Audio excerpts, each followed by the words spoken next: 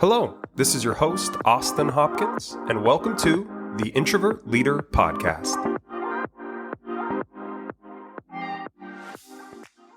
So stoked to be doing this and have you guys here today.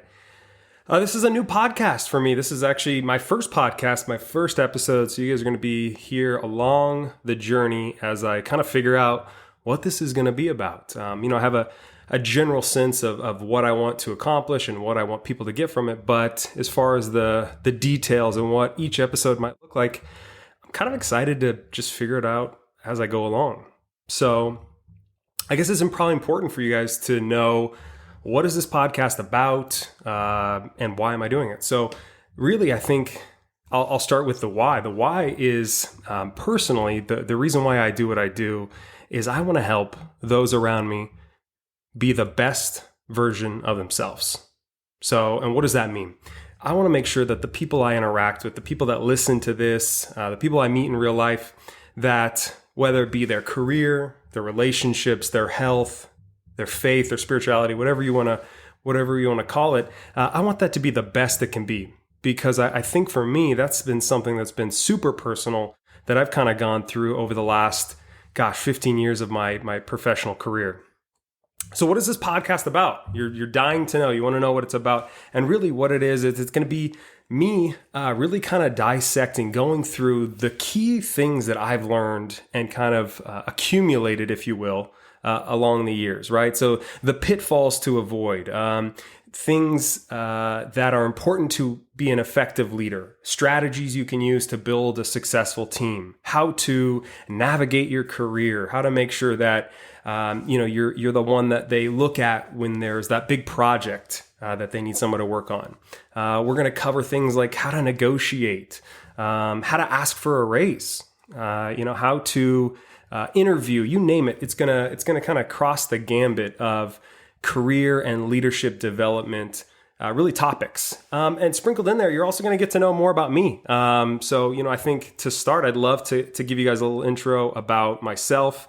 I've been married now 8 years to the most amazing woman ever. We both met at work about 10 years ago in banking and have just been in love ever since. We have 2 dogs. We have a 4-year-old golden retriever lab mix named Nala. Big Disney fan if you can't tell. And then our second pup is a golden retriever 1-year-old, and her name is Lady. Again, staying on theme with the Disney characters there.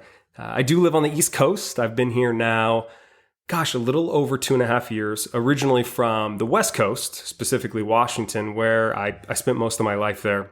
I grew up there on a farm, actually. Fun fact. So spent my summers and extra free time taking care of chickens and sheep and horses, you name it. So kind of grew up in more of an agriculture background, which is obviously way different than what I'm doing today.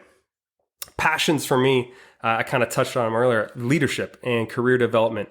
I am under 35 and have been lucky enough to reach some cool success at work, thanks to those around me who've lifted me up and the things that I've learned. And so my goal is to share what I've learned with others out there, because I'm confident that there are folks that are younger or in the mid part of their career that are struggling with something, that want to learn new tricks, new strategies, new paths, if you will, to success. And so that's what I'm really passionate about, is talking about that.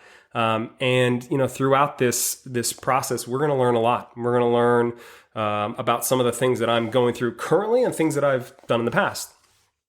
So to jump back a little bit more about me, hobbies. I think it's important that you guys know a little bit about what I'm into, because chances are there's probably someone out there who is into some of these same things.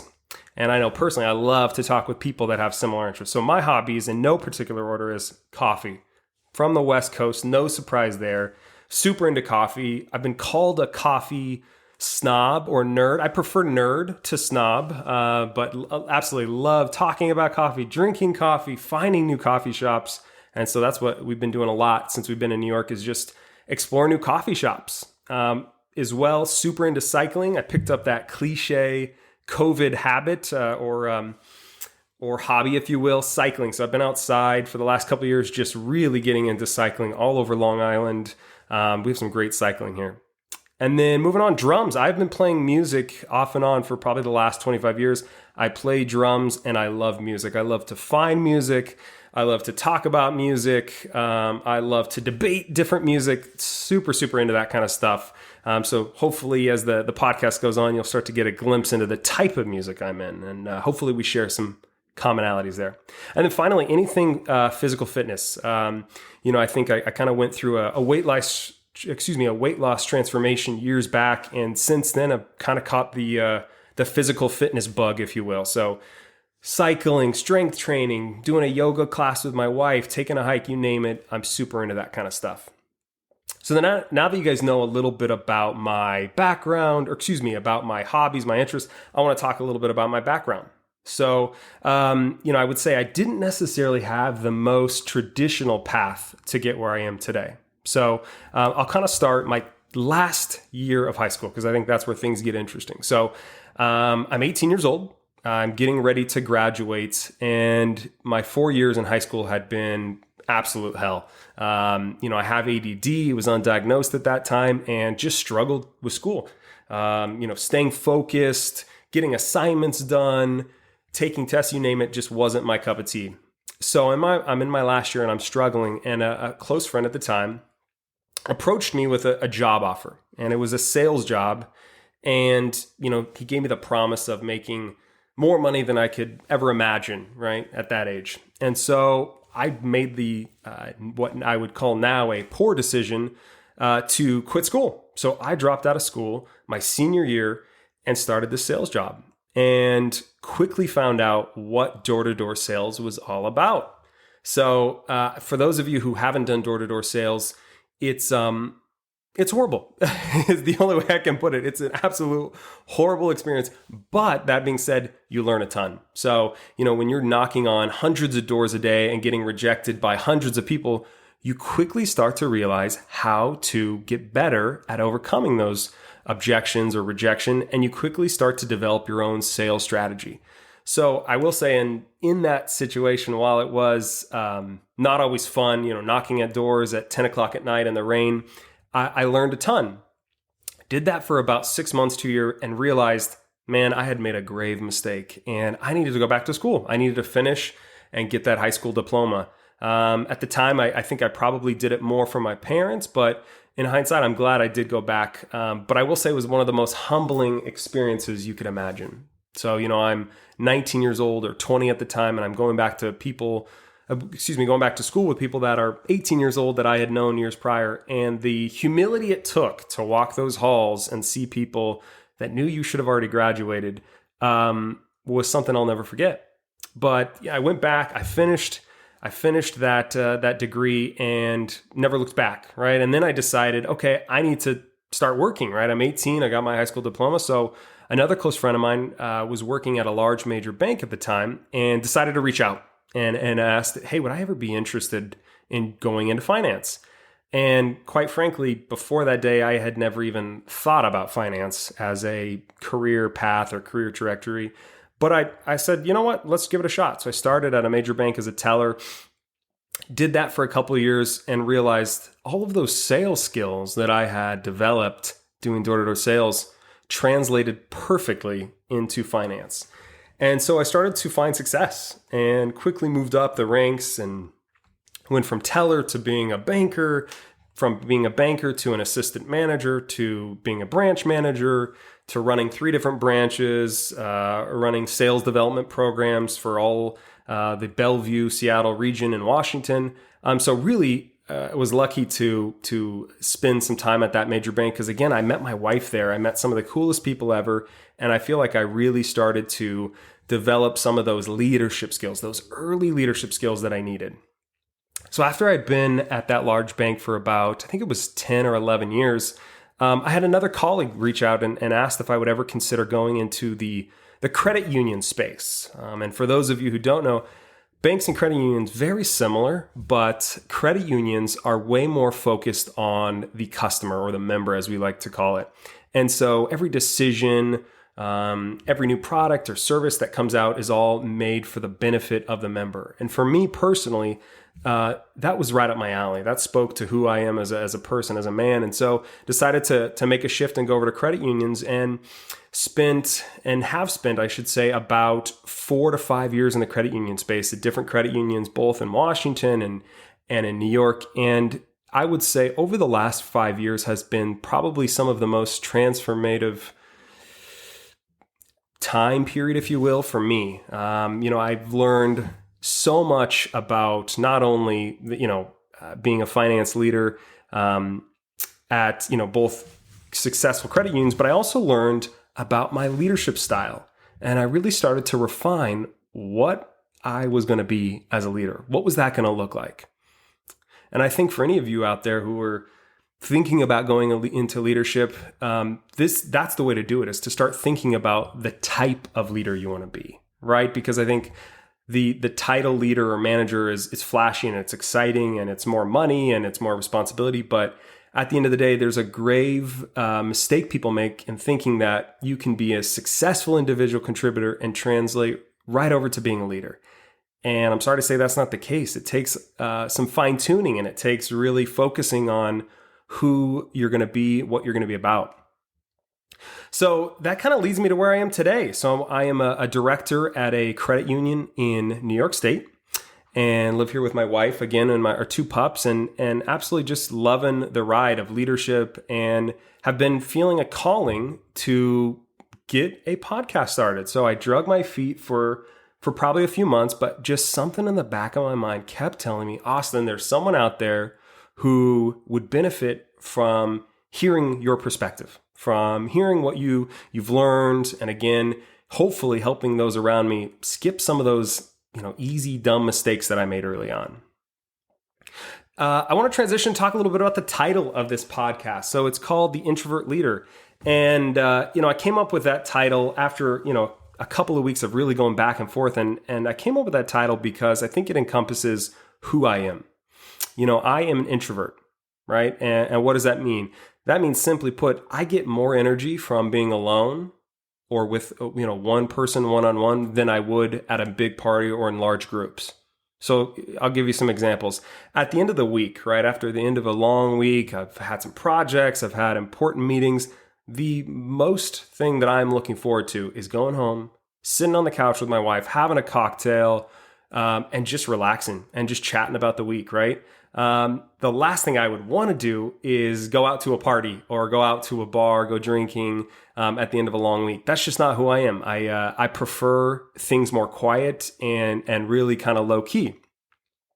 But for years, I didn't necessarily know that about myself. And I also kind of felt embarrassed about it, to be honest with you. For years, I would look at the people around me, whether it be at work or at my church growing up or my friend groups, and I would see folks that were bubbly and they were the social butterfly, right? They're out there going, talking to everybody, making friends. And I thought, you know what? I need to be more like that. So I tried that for a season, right? I really tried to be something that I wasn't. And I tried to put on the fake face. And I tried the things that I thought, quote unquote, thought I should be doing. And it didn't work, to be honest with you. It did the exact opposite. In fact, I started to feel more insecure about the things I was going through. I did not feel like I was myself. I felt like I was a different version of myself. So, I went on that path for a while, but then about 4 or 5 years ago, something changed. And, I can't necessarily put my finger on it, but something changed that said, hey, Austin, it's okay to just be an introvert and be yourself. And you don't have to be something that you're not, and you don't have to make apologies for it. And in fact, you should lean into it. So that's exactly what I started to do. And how I leaned into it was pretty simple. Number one is I started talking about it, right? So when somebody would ask me, hey, Austin, do you want to go to this party? And I said no, instead of making up an excuse, I would be honest and say, hey man, I've had a long week, and honestly, what I prefer is just to be home alone, kind of relaxing, maybe reading a book, watching a show. And to my surprise, people accepted that, and they were okay with that answer. And in fact, the more and more I started to talk about it, the more people came out of the woodwork, if you will, and raised their hand and says, hey, I'm kind of an introvert too, and I'm glad you're talking about it. So that's really kind of was the transition I've went through. And I got to say, the more and more I lean into who I am as a person, all of my weaknesses and strengths, everything wrapped up into who Austin is, the more I lean into that, the more success I seem to find, right? Because I don't have to remember to be something I'm not, and I get to be comfortable in my own skin. And I want to give you guys a little story about that kind of illustrates exactly what I'm talking about. So it was at work a while back, and I was asked to do a presentation. And this presentation, they didn't give me a lot of guidelines, but they said, "Hey, we just want to hear about you, Austin. We want to hear about you, your background, kind of what, where you are today, what led you to where you're at." And the audience was going to be a group of younger folks that are in their career, right? It could be people that have been in the workforce, 2 to 7 years, if you will. So I put together this presentation, spent weeks working on it. And obviously, as an introvert, I was nervous, right? Because I was going to be giving a presentation in front of a large group. Not something I was excited about. In fact, probably at the time, I came up with a million different excuses in my head as to why I shouldn't do it. But I decided to do it, right? Because I think for me, that's kind of been a big part of my life, is just always doing my best to say yes to opportunities as opposed to saying no. So I get to the day of the presentation and I'm nervous, right? My hands are sweating. I'm insecure about the message. I don't like talking about myself. So I figure, gosh, this is going to go horrible. But I take the plunge. I get up there, start doing the presentation, and, I start leaning into it, right? And I start talking about my background. And I also bring up the fact that I'm an introvert and that this is something that kind of defines who I am as a leader and as a person. And got done with the presentation and felt pretty good about it, right? Got a round of applause, if you will, and some positive feedback. But the next day is where things got interesting.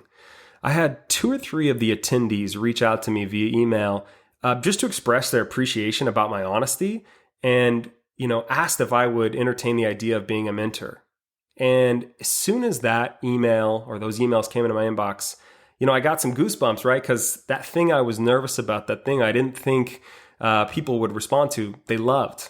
And mind you, this was a group of maybe just 20 folks. So we're not talking hundreds of people. And to get, 3 people reach out, I felt pretty blessed for that. And, I tell that story just to show that, being an introvert or whatever it is that makes you unique. Maybe you're an extrovert, you're an ambivert, maybe you're someone that, loves to give presentations. Maybe you're someone that hates to give presentations. Maybe you're someone that lives alone, you're married, whatever your background, your experiences are, there's someone out there that has had a similar experience who wants to hear what you have to say. And quite frankly, as humans, we desire that connection with others where we have similarities, right? And that's why in the beginning I shared some of my hobbies and interests, because I'm sure there's somebody out there that has similar hobbies and interests. So I tell you that story just to kind of illustrate the power in kind of leaning into who you are and talking about what makes you unique. So, I want to talk a little bit about a challenge. I think it's always kind of fun to throw out a challenge as we kind of get to the end of the first podcast here, which would be, I want you to lean into what makes you unique this week. So if you're an introvert this week, I want you to try going up to one person around you and tell them a little bit about yourself and open up about your introversion and see how they respond. If you're not an introvert, you're an extrovert or an ambivert or just any other person, I want you to spark up a conversation with someone you think might be an introvert. Maybe someone that's a little quiet, someone that doesn't necessarily raise their hand first in the meetings, and see if you can learn one thing from them, the way they work, the way they think. Because I guarantee you, there's someone out there who's an introvert or someone out there with a unique experience that has something that you need, something that you can learn, something that could save you time on your path or whatever goal you have. So that's my challenge this week. I don't know if I'll do a challenge every podcast, but I know personally I like a little challenge here and there. So don't be surprised if you see those pop up in the future. So going forward, as far as the format goes, as I said in the beginning, there may not be a strict format, but some of the things that I could find interesting is continuing to talk about things that I've gone through, lessons I've learned, of course, but also getting some folks on the podcast, other leaders, other folks that I've known in my career or in my personal life, and hearing their perspective. So don't be surprised if you hear some cool interviews from some friends, colleagues, peers. I have some folks out there that have some unique stories that they'd love to share. But next week's episode, or I should say next episode, it may be next week, maybe 2 weeks from now, it's going to be about finding your strength zone at work, right? Defining your strength zone and leaning into it. What do I mean by strength zone? That's what you're best at. Your strength zone is when you find it, right? You're right in that part of your existence where it's effortless, right? The things that you just do without even thinking. That's your strength zone. So next episode, I want to talk about strength zone, finding it and leaning into it. Because I know for me, the moment I found my strength zone and started to move towards that, life got better. Life got good. I didn't feel like I had to even try, right? It was kind of fun, the things I was working on. So that's what I want to talk about next episode. As far as some of the other topics we might talk about in the podcast, here are a few that get me excited. Maybe it's mentoring someone, having ADD in a career, listening to your inner voice, humor at work, taking risks, giving credit, getting credit, recognition, asking for a raise. All those kind of fun things that we all go through in our careers and in life, quite frankly, are the things that I want to talk about. So again, I want to say thank you so much for spending a few minutes listening to myself, learning a little bit about my background. I'm really, really excited to start this podcast. And more importantly, I'm really excited to see how this resonates with the folks listening. So again, thanks for your time. Make it a good day.